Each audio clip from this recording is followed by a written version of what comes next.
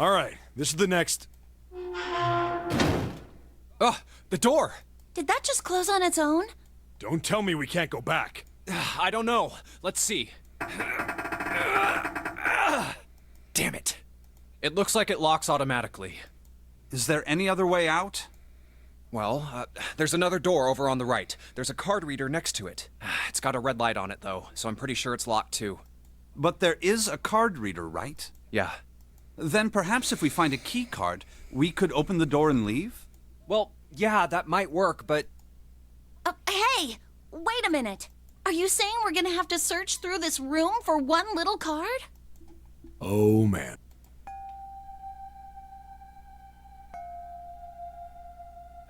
Looks that way.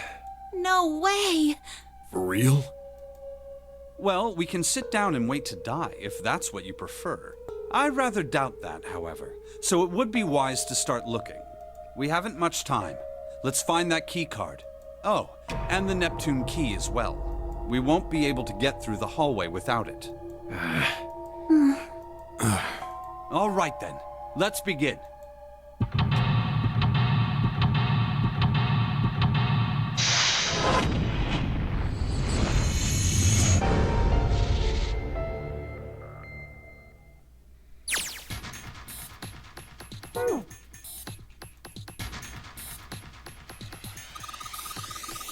Hey, Junpei, isn't this the nautical table? Yeah, I feel like I've seen this before.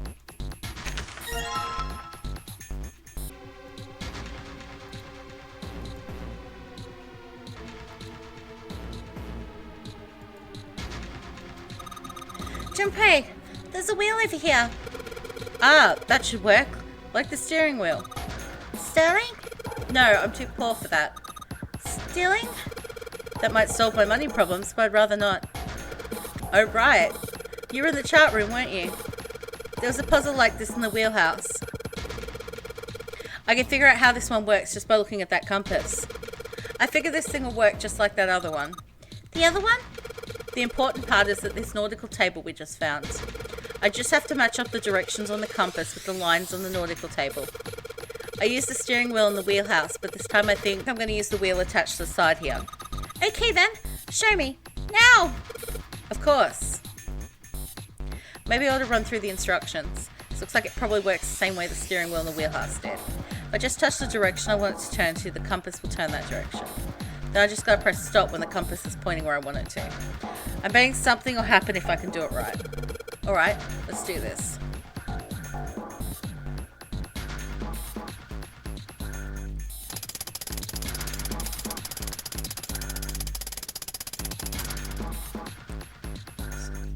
South.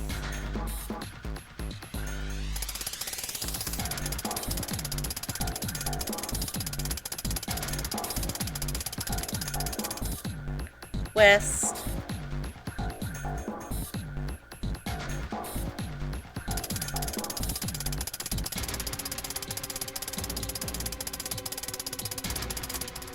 Southeast.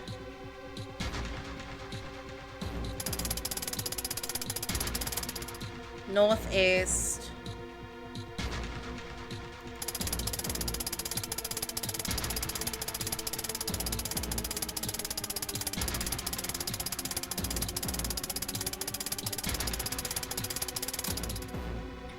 East.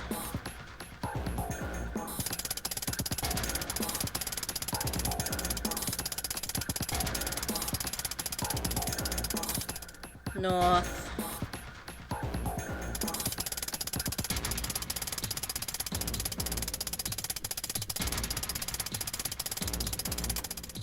East.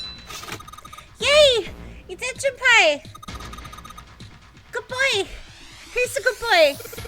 Ah, knock it off. Hey, we don't have time for screwing around right now. Check out the right side of the monitor. It just kind of slid open and something came out. Oh, yeah.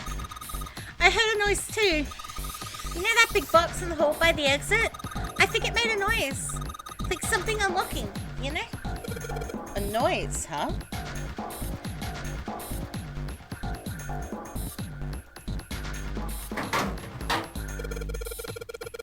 Something written on these pieces of paper.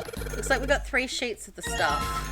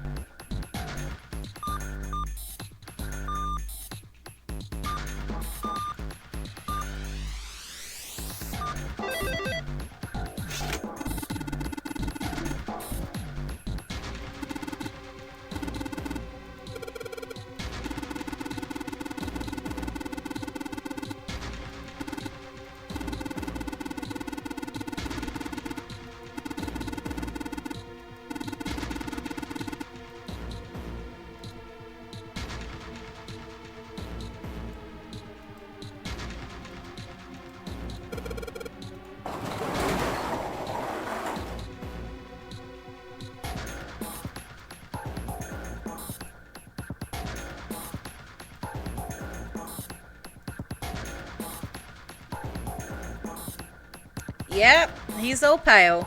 He's thinking the same thing I am. No way. Could this be... I'm sorry, but what's going on? It's a coffin. I wonder if there's a vampire in it. Right. I guess Clother and Snake don't know the story. Man, I can't bring myself to tell them.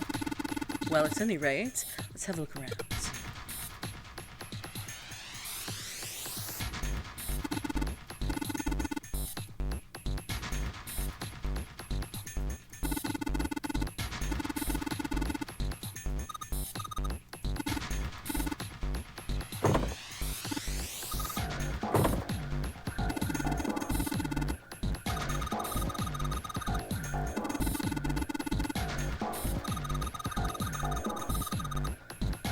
I don't think he's going to have to. I reckon I've got to put all onto the other computer.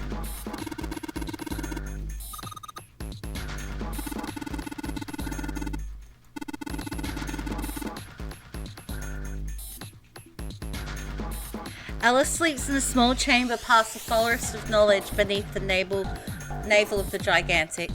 Is that actually true?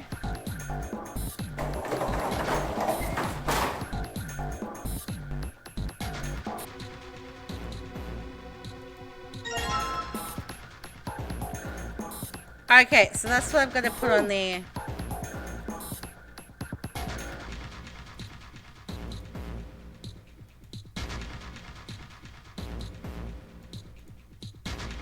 This screen is huge. Wonder why it's blue. Maybe if I touch it. There's something on the screen now. What's this? There are 15 cells here with numbers and letters in them. Let me see that. Ah, I see. So whenever you touch a cell, the ones next to it turn on or off. You just gotta use that to make the all cells on the right and the bottom green. Hey, Junpei, I found this piece of paper under that thing. Wanna take a look at it? Do you think this might have something to do with the puzzle? It's a piece of paper Clover gave me.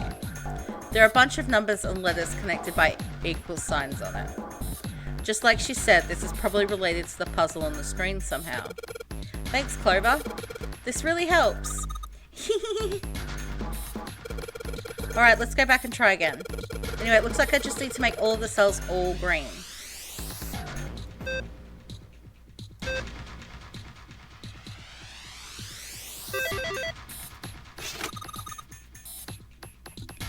You did it, Junpei! You're so smart.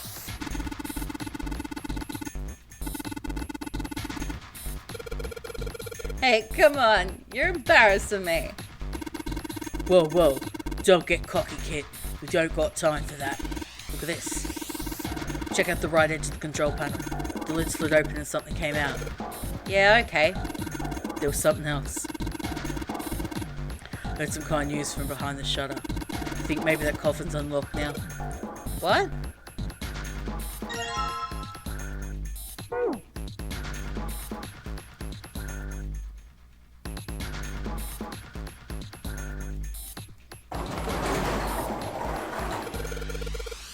Alright, fine. I'll open it. Okay, Junpei, you can do this. It's just a box. It's just a box. Oh, holy shit, this is a coffin. There's gonna be something horrible in there, I just know it. Okay, okay. Deep breaths. Here we go.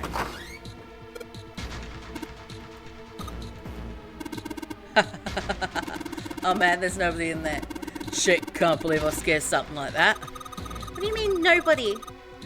Were you expecting someone to be in there? It's a long story. Ask Junpei about it sometime. Well, just like Seven said, there's nobody in there. There is something in there, though. Well, two somethings, actually.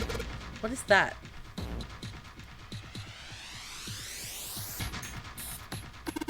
Looks like we've got a plate with an emblem on it and... The Neptune key! Yes, we finally found it. Now we can all get through the hallway. That's correct, Clover. We do need to get out of this room first, you know. Yeah, I know. Okay. Let's get the hell out of here as quickly as possible. I don't have any objections to that. I don't think we'll use the Neptune tea in this room. It's really important though, so I'll keep it in my pocket for now. As far as this other thing goes...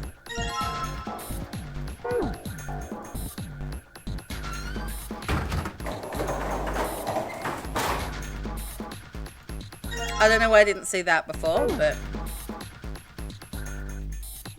Hey, so where was... Oh, yeah, it was here. Whoa! Well, now we've got something on the monitors at least. What's that? Looks like some kind of puzzle. I wonder if these are the rules. Here, I'll read them to you. When you touch a numbered area, that area will be selected, and it'll turn blue to indicate this. Touching a numbered ball after selecting an area will cause that ball to be moved to that area. However, you cannot move the red balls. You can only move 3 to 5 balls into a single area. Press the check button once you have moved all the balls except the red ones which you cannot move. The digital grid of the balls in an area must match the number for that area. That's it. I still don't really get it. Whatever, like they say, practice makes perfect. Let's go to the shop. Don't you mean practice makes perfect? Hey, let's see you solve the next one. Then you can make fun of me. Okay.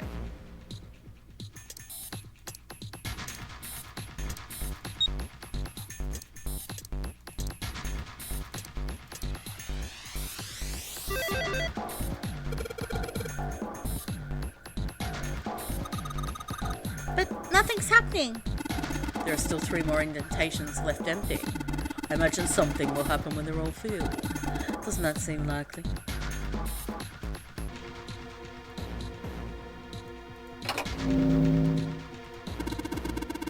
Hey, Junpei, something just showed up on the screen. This puzzle sure looks a lot like the last one.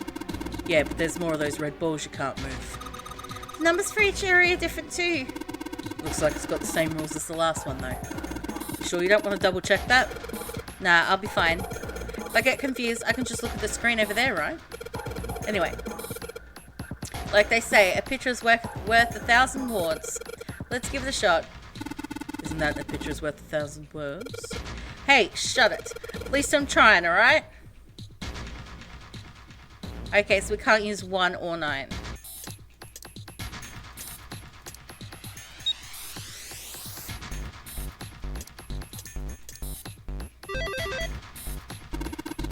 That's awesome, Junpei. There's only 2 left now. You can do it.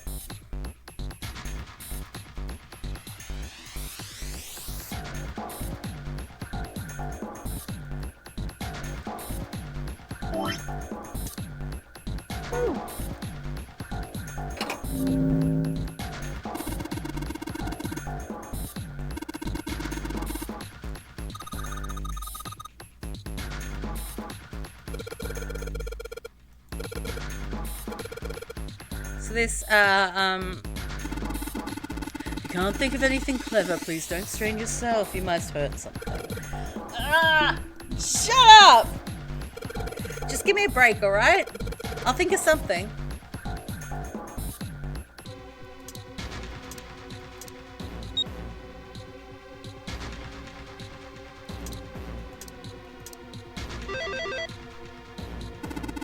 Excellent work, Junpei. You've only got one left. I can see the light at the tunnel.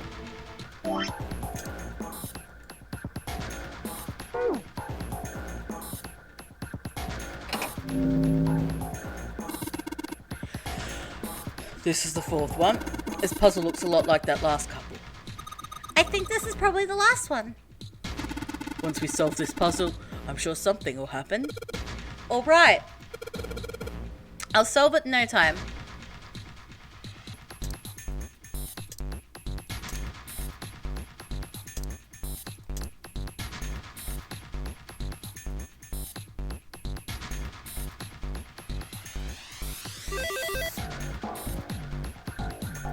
Huh? Where did that noise come from? Underneath the keyboard? Way to go, Junpei! You answered all the questions! Damn, Junpei. Good job. Hey, did you hear something just now? Yes, I heard that as well. From the bottom left corner of the desk, I believe.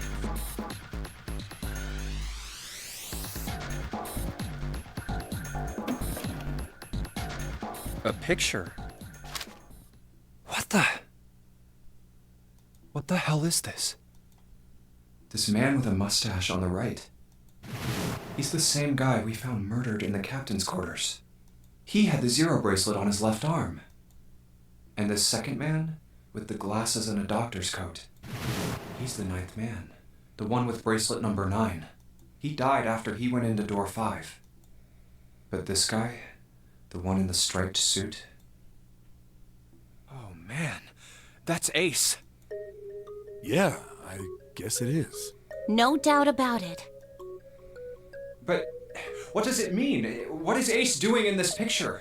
Not only Ace, the ninth man and Cap too. And they look happy, like they knew each other well. Why? How? How in the world are these 4 men connected? You say Ace is in that picture? Yeah, it doesn't look like it was taken recently though. Ace, the ninth man, and Cap all look about 10 years younger. Ah, so the ninth man and the man you found murdered in the captain's quarters are also in the picture? Yeah. Is there anyone else? Or are there only 3 people in the picture? I'm afraid I can't see it. No, there's one more guy.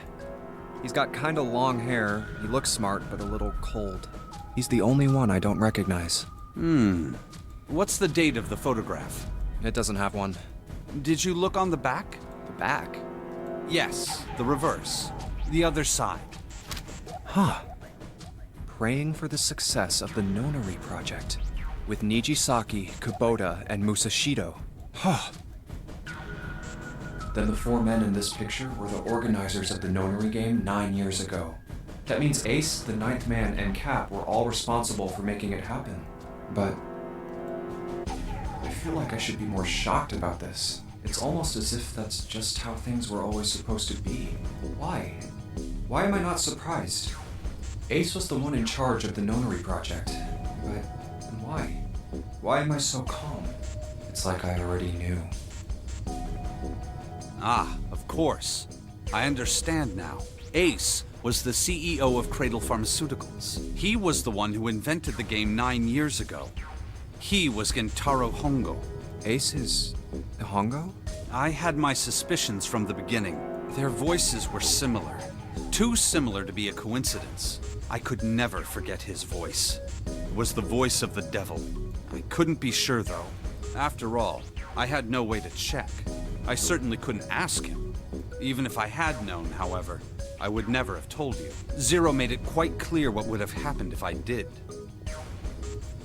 Oh my gosh, I had no idea. Huh? I didn't know that Ace was Hongo. Oh, yes. I suppose you wouldn't have. 9 years ago. You were in Building Q in Nevada, but Hongo was in the Gigantic with us. I know. That's why I didn't know what Hongo looked like. But why? Why didn't you tell me? I mean, I'm your sister, right? You could have told me. I'm sorry. I apologize for keeping this from you. But if I'd told you, Clover, you would have told everyone else. And if you did, then I would have been forced to tell them about what happened 9 years ago. I had to prevent that. Hey, Junpei. You think I could borrow that picture for a sec? Sure. Hongo Kubota. Nijisaki Musashiro. Hongo Kubota. Nijisaki Musashiro. Hongo Kubota. Nijisaki Musashiro. Hey, Seven, do you... Shut it! Just be quiet. I'm this close to remembering. This close. Hongo Kubota Nijisaki Musashiro. Cradle Pharmaceuticals. Nonary project. Shit. What? What's wrong? Holy shit, this is nuts. What's nuts? I remember Remember what? everything. Everything? Yeah, I remember all of it. My memory's back. I remember what happened before I got snatched. What? Let me tell you what happened. Like Snake said, Ace is Hongo from the right. The other three are Musashido, Nijisaki, and Kubota. Musashido was the man with the cash. Nijisaki was Hongo's right-hand man. And Kubota developed the actual technical details of the experiments. How do you know all this? Come on, man, I told you, I finally got my memory back. No, that's not what I mean. I'm trying to ask you why you knew all this stuff in the first place, before you forgot it. You really want to know? Of course. Me too. This is gonna take a while. Hell, it'll probably take me a good 3 days to tell you everything. Well, we don't have 3 days. Just give us the short version, all right? Short version, huh? All right, fine. I'll give it a shot. No promises, though. I'm a detective. It's a little awkward to say this about myself, but you could probably consider me a lone wolf type. I hold to my own code, because I think doing what's right is more important than doing what you're told. That's why I followed my gut that night. A slim lead brought me to the wharf. It was 9 years ago. The wharf had been cold as fuck, and I could barely see squat. I was investigating a mess of kidnappings, all of them children. It all had one thing in common. A history of visits to one particular hospital. A hospital under the management of Cradle Pharmaceuticals. My investigation had turned up evidence that Cradle had been involved in the kidnappings. After a little sweet talking, I managed to finally get a real lead from someone inside Cradle. My source told me this. Tonight, a ship is set to take the children to a large passenger liner docked offshore. So I headed to the wharf. From the shadows, I searched the harbor until I found the ship he was talking about. There was a bunch of movement near it. Men in black suits, many of them were carrying large bags. Bags. There was something about the way they moved as they were carried. No doubt about it. There were human beings in those bags. I moved before I realized it. I came out of hiding with my gun already in my hand. Don't move. I felt metal touch the back of my head. Drop the gun. I could kill you right now. It'd be easy to get away with it, too. Just tie an anchor to your feet, and no one would find you for a week. Not what you want. The fish here would love a meal. He kept digging the cold metal thing into my skull. There was nothing I could do. I did what he said and laid my gun on the ground. Then suddenly, there was a sharp pain in my neck. A needle. A drug. That was my last thought. My face hit cold concrete. I was out like a light after that. I woke up on a hard floor. Damn it. Shit, my head hurts. I did a quick once-over of the room. Where am I? A small, shabby bed, a dirty sink, a toilet with no privacy. I'd seen it countless times as a cop. I'm in a cell, huh? Facing the toilet was a door set into the wall. I was still pretty woozy, but I made my way over to it. I pushed and pulled on it, but...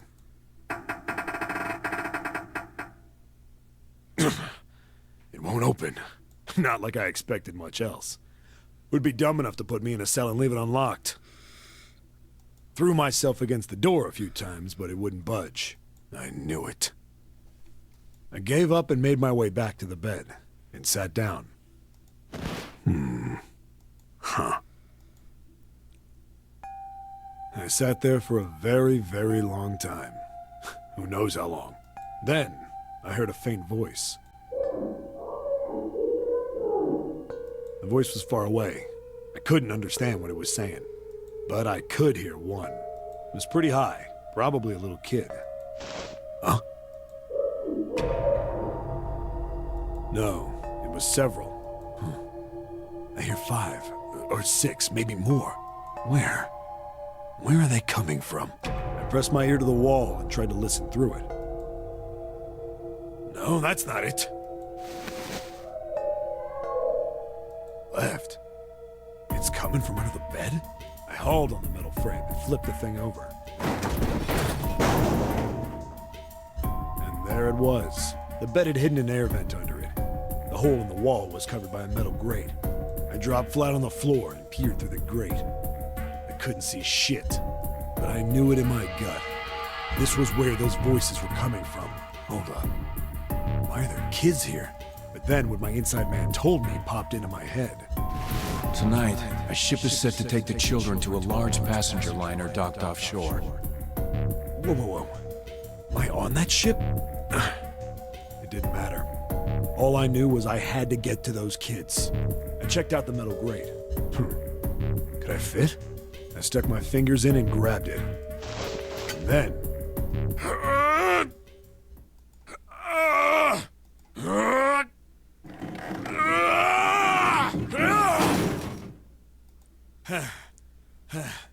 Yeah! How do you like that, you son of a bitch? I finally got the damn thing off. Sweat was dripping down my face, so I wiped it off and crawled inside. The first bit or so was tight. I had a wriggle on my belly. It wind up eventually, and there was space for me to crawl along on my hands and knees. I went from crawling like a worm in dirt to skittering like a bug. Couldn't say it was much better, but I'd take what I could get. And when I'd been in the thing long enough to start wondering where it'd take me, a massive sound nearly scared the piss out of me. It was like a heavy metal door had just been slammed shut. Then, there was a voice.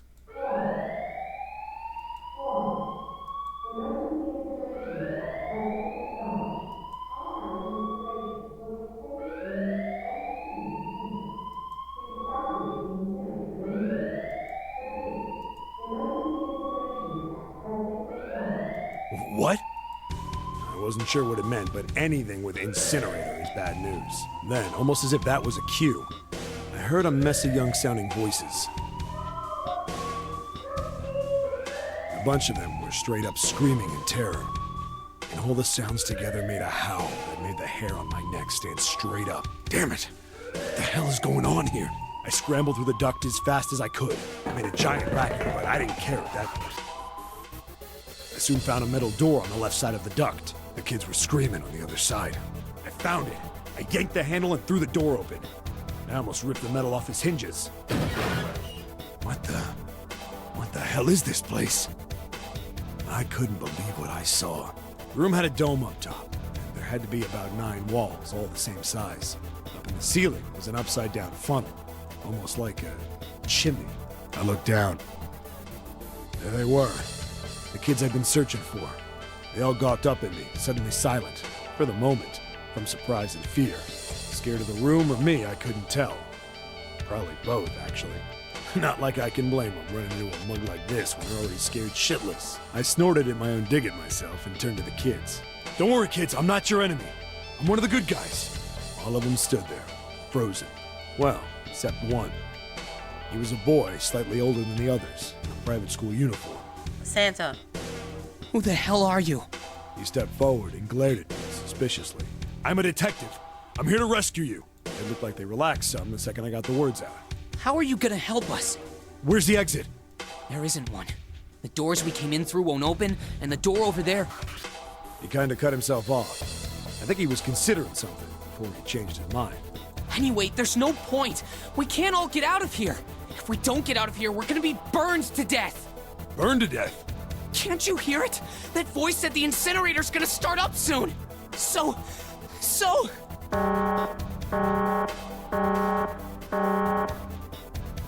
The voice spoke again. Incineration will begin in 15 minutes. They only had 15 minutes. I looked back down at the kids. Looks like a good 20 or 30 feet to the floor. No way I could pull them up. Too big of a distance for any of us to reach. What the hell was I gonna do? But then I got an idea. Wait right there. I'm gonna be right back. What? Where is he going? Are you just gonna leave us here? They just got frightened again. I'm not the best at that kind of thing, but I tried to reassure them with a smile. Don't worry, all right? I'll be back, I promise. So just stay calm and wait right there. Got it? I didn't wait to hear them respond. There wasn't time. I had to hurry. Well, as fast as a guy could on his hands and knees. Didn't take me long to get back to my cell. Still no way out of there, but I had a plan. I needed something from the room. When I got it, I dove back into the hole and took off towards the incinerator. Then... Sorry to keep you waiting, guys. I tipped out the doorway and dropped down the rope I brought with me. Back in the cell, I'd torn the bed sheets into strips and tied them together to make a rope. It was sloppy, but it got the job done. All right, just tie that around yourself, okay? I'll pull you up one at a time. Right! Huh. Wait a sec. Something was off. There were more of you before. Where'd the rest of you go? The boy in the uniform answered. I let them go on ahead. We opened the number 9 door and they left. What? You're telling me you opened that door? That's what I said! Then what the hell are you doing here? We couldn't go with them. Why not? Look, the only people who can go through the numbered door... He was in the middle of explaining when...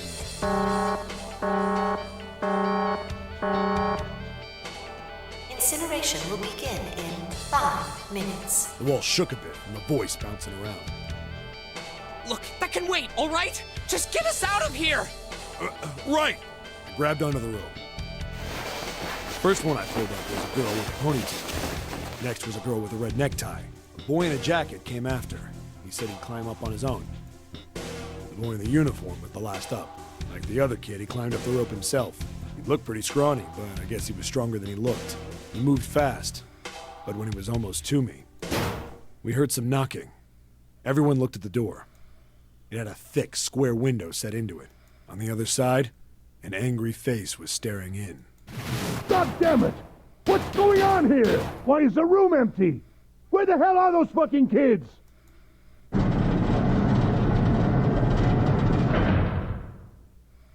The door opened, and a man stepped in looking half mad with fury.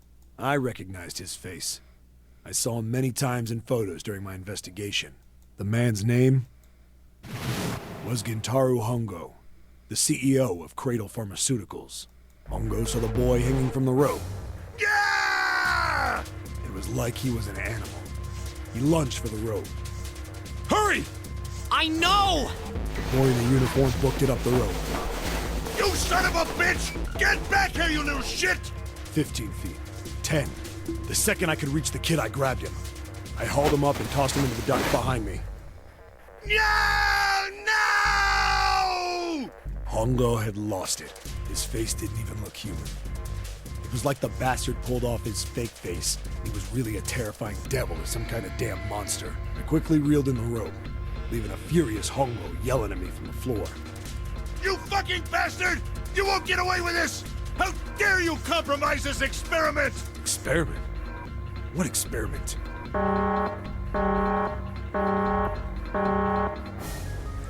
Incineration will begin in 1 minute. Hey, old man! What the hell are you doing? Hurry up! The boy in the uniform was trying to get my attention. I may have thrown a salute in the raging asshole's face before I closed the door behind me. No point to going back to the cell, so we went down the other direction instead. After about 30 feet, we came across another duct on the left. This one was heading down. Everybody nodded and took turns sliding down it. The duct emptied us out into a narrow hallway. There was a door on either side. The one on the left was a normal double door. But the one on the right was familiar.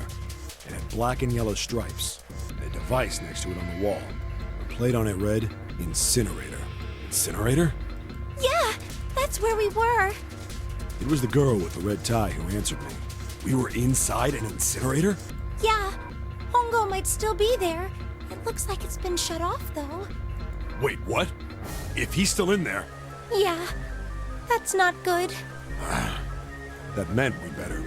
We gotta get out of here. Go to the other door, hurry! The kids started running, and I was close on their heels. On the other side of the door was a large spiral staircase. Run! Didn't need to tell them twice. We went up and up and up. Feet pounded the steps. Our arms pumping fast. We went round and round and round. The devil was on our tail. The stairway kept going. We passed a couple of landings when the boy in the uniform suddenly spoke. Something's up. Akane's not catching up to us. Akane? My kid sister. The girl with the red necktie. Akane. That's strange. So if that's Santa, then Akane's his sister. I didn't remember seeing that name on the list of missing kids. Hey! Akane! He kept his hands around his mouth and yelled. Nobody answered him. Maybe we outran her. The boy in the uniform skidded to a stop. I stopped too, and so did the other two kids. When did we do that? Well, we passed a couple big rooms on the way here. Maybe she took a rest in one of them? No, that's impossible. Sorry, Grandpa. You keep going. I gotta go look for her downstairs. He turned to go. Hey kid, wait! God damn it, I said wait! I don't think the kid even heard me. Fuck! I spun around to the boy in the jacket and the girl with the ponytail. I'm going after him. You two keep going, alright? You got it? The girl nodded and ran up the stairs. But the boy... I'm going with you. I didn't have time to argue. I just nodded and took off down the stairs. I could hear him following me. We ran all the way to the bottom floor, calling for her. Akane was nowhere to be found. God damn it, where the hell did she go? I could tell the kid was frustrated. And then suddenly, Help me! Somebody help me! we heard a girl's voice. Akane! The boy in the uniform threw open the door and leapt into the hallway by the incinerator. We rushed in after him. I couldn't for the life of me believe what we were seeing. That bastard Hongo had Akane by the arm and was forcing her into the incinerator. Come on, goddammit, move! No, I don't want to! Let me go, please! Let go of me! She planted her feet squarely on the floor and was struggling to get away. But Hongo was bigger and stronger. She wasn't gonna win. Akane's bracelet number's 5. So is Junpei's. Could be relevant. Akane! My brother roared with anger and charged toward Hongo. Help me! Ah! You're too late, idiot! Hongo lifted Akane bodily into the air and threw her, still fighting him, into the incinerator. Before we could even blink, Hongo had leapt through the door after her. We saw him land inside. And then, the door slammed shut. We ran to the door. We did everything we could think of to get the thing open. But Fuck! It's no use! The goddamn thing won't move an inch! he started slamming his fists against the door. He was close to shattering his knuckles with how hard he pounded on it. Akane! Akane! Are you okay? You came back! Her voice was muffled, but all of us could hear the sheer terror in it. What should I do? I think I'm trapped in here! Where's Hongo? He went out the other door! What? Warning. Warning. Emergency incineration command has been acknowledged. Automatic incineration will take place in 18 minutes. Please evacuate the incinerator immediately. Repeat. Emergency incineration command has been acknowledged. Are you fucking kidding me? It's the same damn thing! Are you there? Yeah, we're here. Just hang on, alright? We're gonna figure out a way to save you. His words would have seemed like a sick joke to her if she'd been able to see how white and bloodless his face was right then.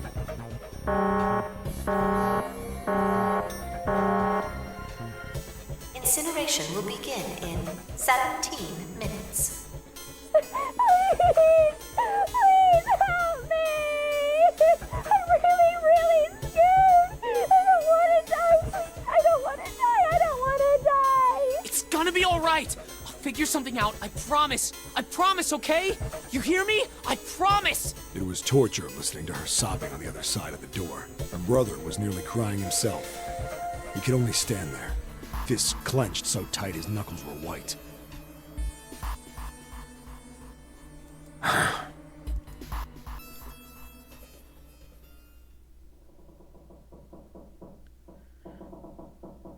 What happened then? Come on, man. Put yourself in my shoes. It doesn't end good.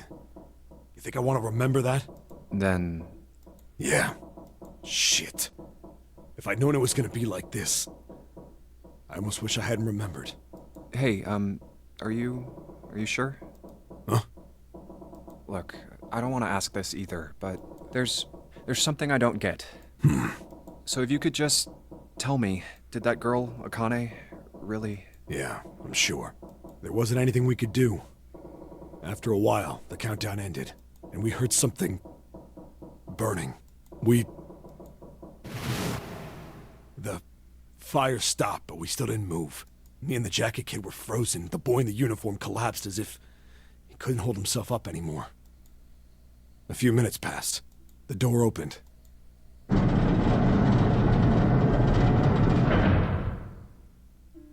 The boy in the uniform tripped over his own feet running in. We followed, too numb to speak. The air in the incinerator was hot. Every breath made my lungs feel like they were on fire. It was like standing on hot asphalt. The air was wavering, and in the middle of the room, there it lay. The kid's legs were shaking so bad, I don't know how he managed to walk. I couldn't see his face, but his body somehow looked empty. Finally, he reached it. He fell to his knees as his legs gave out on him. And then...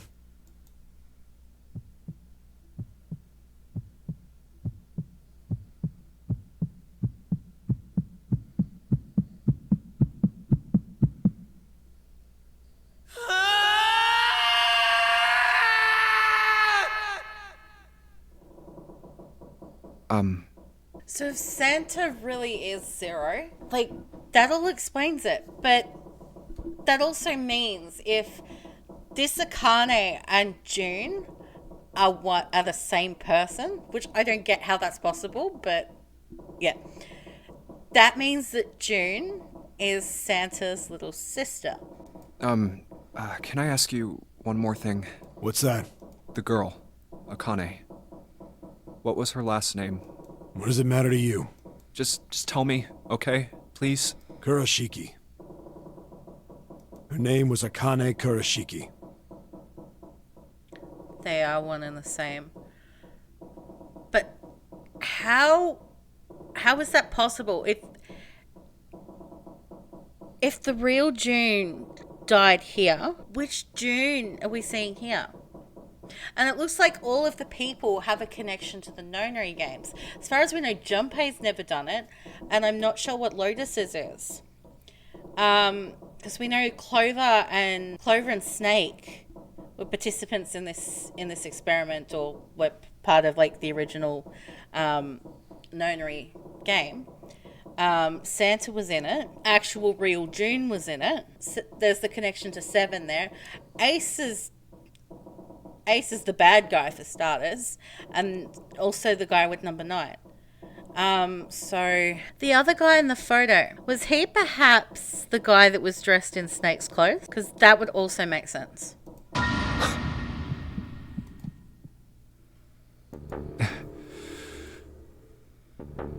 You were there that day, weren't you? The tall kid in the jacket. That was you, wasn't it? Yes, it was. You are correct, Detective. Don't misunderstand me. I told you before how Zero threatened me. There was nothing I could do. I couldn't say anything about what happened 9 years ago. So you're saying you're not working for Zero, right? Of course not. Clover, what about you? Hey, come on! You really think I'm working with Zero? I told you before, you idiot! I was in Nevada, in Building Q. I did hear that a detective rescued the kids on the boat, but I didn't know it was you. Well, I guess I believe you. All right, let me ask you another question. Santa's real name is Aoi Kurashiki. He's Akane's brother. You know that? No, I didn't. Did you? Well, yes. I know Aoi Kurashiki was her brother. But I didn't know he was Santa. At least not from the beginning.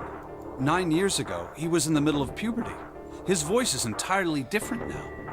I'm ashamed to say that even my exceptional hearing wasn't able to make that connection. As such, I had no reason to think Santa was Aoi. When did you figure it out? Clover told me that Santa might have been one of the subjects of the initial experiment. It was only a short while ago, while we were leaving the library. When she told me that, I had a feeling. Santa is Aoi? Akane Kurashiki, June's brother? There's still a lot we don't know. I mean, like, a lot. But there is one thing I think we can say we know. What's that? The body we found in the shower room. It had to be Nijisaki, dressed up to look like Snake. What did I just say? What?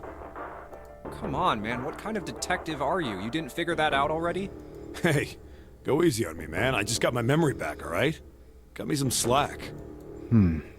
Well, if he is, the 3 murders make sense then, don't they? Yeah, that's right. Murder. Kubota blew himself up, but that was murder too. So why did these murders take place? If Junpei is correct, and the body in the shower room was Nijisaki's, that means all of the people who were murdered were involved with the creation of the Nonary project. Kubota, the person who conducted the actual experiments. Nijisaki, Hongo's assistant. Musashido, the man who financed the project.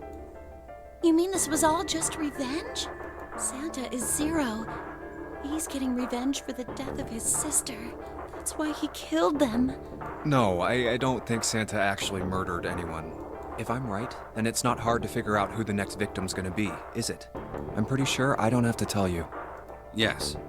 Yep. Right. The next target will be Gentaro Hongo.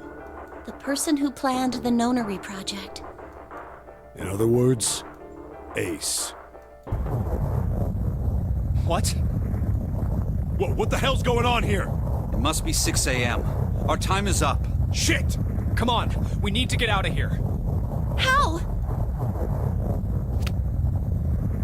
I'm betting this sucker opens the exit. Come on, let's go.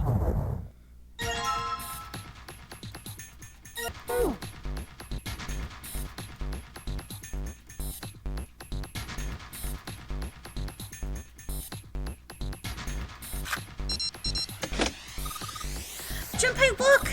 It's unlocked! Yeah. Now we can go back to the library. Hurry up, Junpei, we don't have time. Let's go.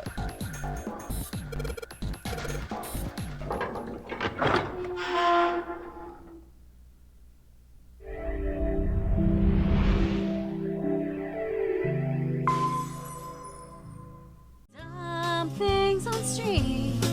So many dumb things.